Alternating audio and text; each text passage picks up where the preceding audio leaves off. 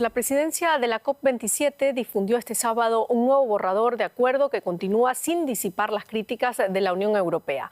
El texto contempla la creación de un fondo de compensación climático, aunque de momento se pospone la decisión de qué países contribuirán y tampoco se establecen cuantías concretas. La Unión Europea quería que estados emisores como China y Qatar también formaran parte de los donantes. Sin embargo, la principal discrepancia es el objetivo de mantener el aumento de la temperatura global por debajo de los 1,5 grados centígrados como pide Bruselas. El bloque europeo quiere incluir ese punto en el acuerdo final y ahí de momento no hay avances, ya que la propuesta presentada este sábado contempla objetivos más laxos respecto a la mitigación del calentamiento global. Este mismo sábado la Unión Europea había amenazado con no respaldar ningún acuerdo si no se incluía el objetivo de los 1,5 grados centígrados. Y hablamos ahora con la periodista Nuria Tenzón, quien está cubriendo la COP27 para nosotros. ¿Qué tal, Nuria? ¿Hay acuerdo para crear un fondo destinado a compensar a los países más vulnerables por los estragos causados por el cambio climático? ¿Hay alguna novedad respecto al borrador del viernes? Sí, es una buena noticia para todos que finalmente parezca que vaya a haber un acuerdo de pérdidas y daños inicialmente, porque es algo que los países en vías de desarrollo llevan años solicitando.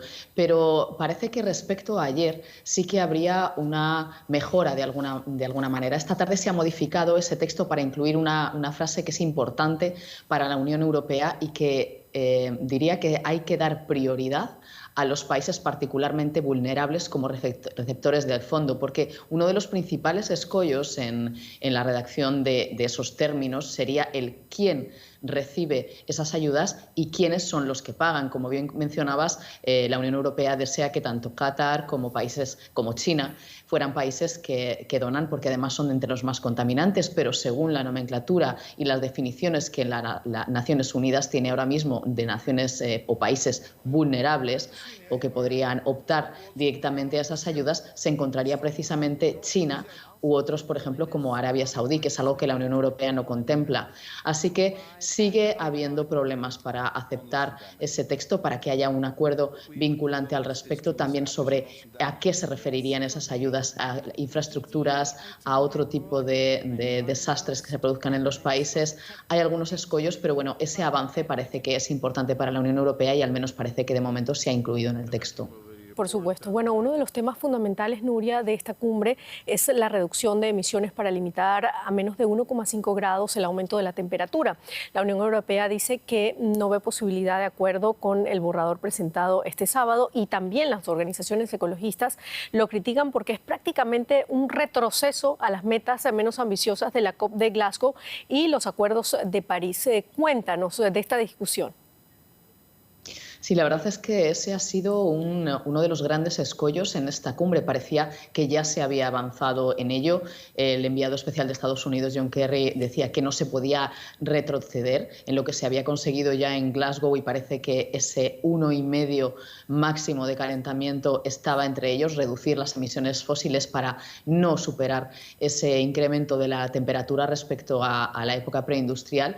Y la Unión Europea hoy ha dado un golpe sobre la mesa con el respaldo de países como Alemania y Francia, diciendo que se iría sin acuerdo de Egipto si se rebajaba esa ambición climática. El problema es que la presidencia egipcia, el Sameh Shoukry, ha intentado o está intentando impulsar un texto que elimina la obligación de los países de fortalecer regularmente esos objetivos nacionales para cumplir con la meta de no sobrepasar ese 1,5%. Eso supondría que en lugar de a un año vista se controlaría en 2030.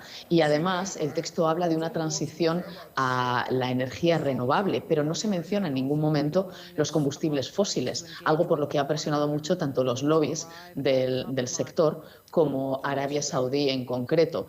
¿Y por qué es importante que esto lo esté planteando Egipto, celebrándose esta cumbre en Egipto? Porque hay que entender también la geopolítica de la región para comprender las alianzas entre países. Egipto propone este texto teniendo en cuenta que además Arabia Saudí, que es uno de esos países interesados en que eso no se mencione los combustibles fósiles y no se presione a las productoras de esos combustibles fósiles para que se incremente la temperatura, porque Arabia Saudí es uno de los principales donantes de ayuda a Egipto. Solamente en marzo, por ejemplo, más de 5.000 millones de dólares en ayudas han venido directamente desde Arabia Saudí y en los últimos años tanto de Arabia Saudí como de otros países como Emiratos Árabes. Entonces es importante saber que Egipto pone esto sobre la mesa, presiona por que no se incluya en ese texto final y es un punto de choque entre lo que está queriendo hacer la Unión Europea y países que no están interesados. Muchísimas gracias, Nuria Tezón, desde El Cairo.